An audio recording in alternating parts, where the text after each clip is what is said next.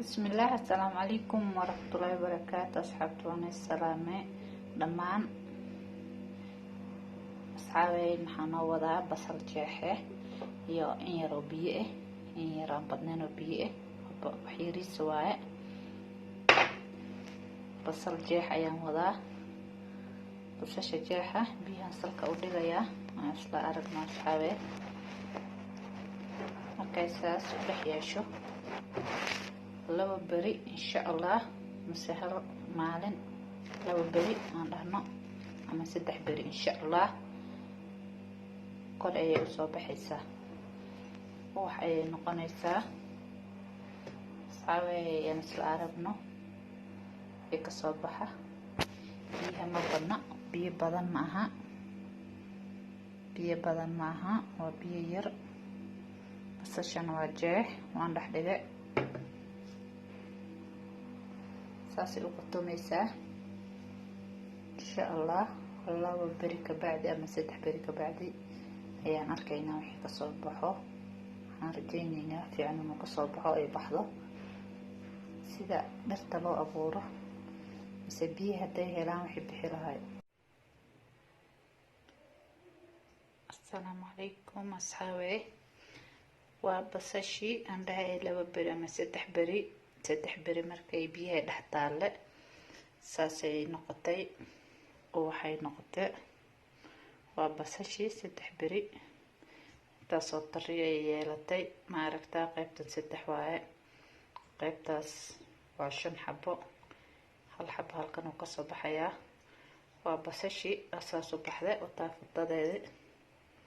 xididaha gadaal ka yeelatay basashii wataa isla aragno saddex beri biyaha markay dhex taalay saasay u baxday biyahana ma badna waa intaas yarta ah asxaabay ka faa'iidaysi wacan basashii saasay noogu baxday lama soo koobi kara qiyaasteeda maasha Allah udgoonka wataa wax camal ay noqotay basasha jeexi aan jeexay aan biyaha dhex dhigo aan tijaabinayay ilaahay waa igu guuleeyay alxamdulillah waxaas ayaa nooga soo baxay maasha Allah asxaabay hal lagu daado